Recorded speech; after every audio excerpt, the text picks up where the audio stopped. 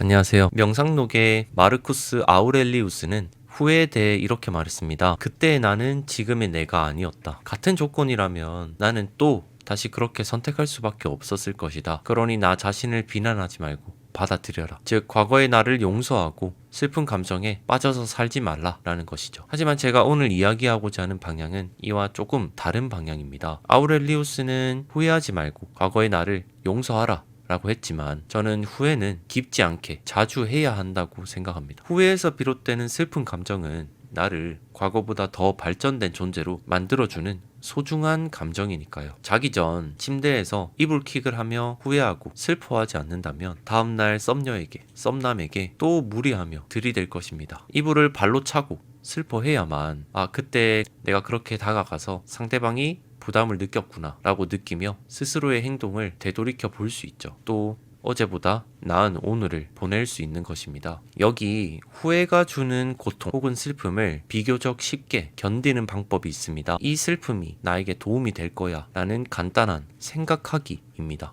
스트레스 힘의 저자 켈리 맥고니걸은 슬픔 혹은 스트레스라는 감정은 이 감정은 피해야만 해 라고 생각하면 더욱 고통스러워지고 이 감정은 나에게 도움이 돼 라고 생각하면 그 생각만으로도 실제로 덜 고통스러워진다는 연구 결과를 도출해냈죠. 그래서 이런 이유들로 내가 지금 후회하고 있고 거기서 비롯된 슬픔이라는 감정이 나에게 생겼다면 나는 오히려 기뻐할 수 있는 것입니다. 나는 후회 때문에 레벨업했고 나의 능력치를 올릴 기회가 생긴 것이니까요. 그래서 인생에 더 많은 후회를 할수록 나는 다른 사람들보다 빠르게 성장하고 더 빠르게 레벨업 할 수 있는 것입니다. 그런데 간혹 후회가 주는 레벨업 능력치를 내 스스로에게 적용시키지 않고 방치하는 경우가 있습니다. 바로 후회라는 슬픈 감정에 빠져서 스스로의 발전을 거부할 때입니다. 우리는 살아있는 한 어떤 방식으로든 성장하고 발전해야만 합니다. 발전 없는 정체된 삶만큼 무미건조하고 무의미한 삶도 없습니다. 후회가 주는 레벨업을 나에게 주입시키지 않은 채 슬픈 감정에만 빠져 있다면 나는 성장과 발전을 내 스스로 거부하는 것과 같습니다.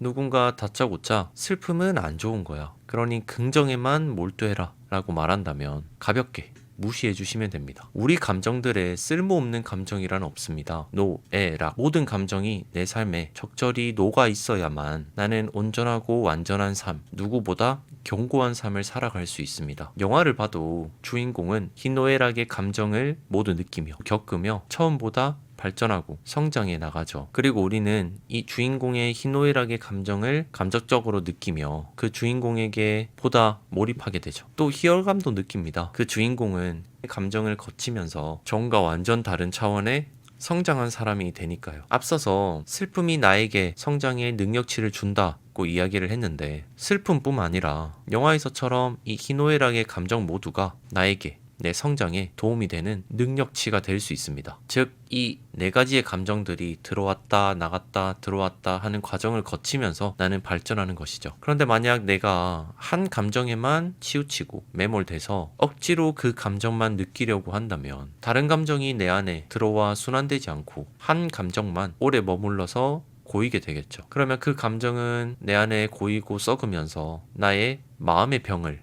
만들게 됩니다. 또 이는 내 성장과 발전을 막는 주범이 되겠죠. 웃음이라는 감정도 예를 들어보면 이 감정도 내 안에 오래 고이다 보면 스스로 조심성이나 치밀함이 사라지고 모든 행동에 분별력이 없어지죠. 나머지 감정들은 이 고이면 생기는 부작용은 뭐 말할 것도 없죠. 그래서 다시 우리는 이 후회라는 감정도 내 안에 고여서 썩지 않고 순환되도록 해야 합니다. 나는 죄책감에 기뻐할 권리도 없고 행복할 권리도 없다고 생각을 하거나 나는 애초에 불행한 인간이야 라고 스스로 자책하는 등 이런 사고들은 모두 잘못된 것이죠. 희망 고문이라는 말이 있습니다. 어떻게 해도 절망적인 결과만 남을 상황에서 그 중간에 작은 희망을 주어 결과적으로 오히려 더 큰 괴로움과 좌절을 겪게 만드는 행위나 상황을 말합니다. 그리고 희망 고문, 희망은 고문이다 라는 말에 동의하는 사람은 절망적인 상황 중간에 심락 같은 희망의 상황이 생겨도 어차피 절망적인 상황이 또다시 반복되면 이전 희망이 없었을 때보다 오히려 더 슬퍼질 테니 차라리 그 중간의 희망을 희망으로 받아들이지 않는 게 더 좋다고 생각하는 거겠죠. 차라리 절망만 느끼는 게 편하다고 생각하는 겁니다. 하지만 이 생각은 반은 맞고 반은 틀린 얘기입니다. 물론 우리의 신체와 정신은 슬펐다가 잠깐 행복했다가 다시 슬퍼지면 계속 슬픔이 유지될 때보다 더 힘들지 모릅니다. 감정의 동요가 커지는 것은 에너지 소모가 큰 걸 의미하니까요. 하지만 이 감정의 동요가 내 정신을 단단하게 만든다는 점은 간과하고 있습니다. 쇠도 단단해지려면 가열과 급속 냉각, 이 번갈아 이루어져야만 합니다. 우리 정신도 이 쇠와 같아서 처음에 이런 행복과 슬픔이 번갈아 찾아오면 우리는 크게 흔들리고 정신이 나가버릴 것처럼 온전히 버티기가 힘들지만 그 가열과 급속 냉각이 반복되는 것처럼 슬픔과 행복이 반복되며 번갈아 진행되다 보면 우리 정신도 쇠처럼 단단해지게 됩니다. 그래서 슬픔 중간에 작은 행복을 더해 더 큰 슬픔을 느끼는 이 희망 고문을 변태 같지만 우리는 더 자주 느껴야 합니다. 그래야 우리 정신은 단단한 쇠가 되어 처음 희망 고문을 느낄 때는 좌절감으로 다가오는 것이 그 과정이 반복되다 보면 이제는 이런 희망 고문이 단지 하나의 씁쓸함의 감정으로 지나쳐 버릴 수 있는 거죠.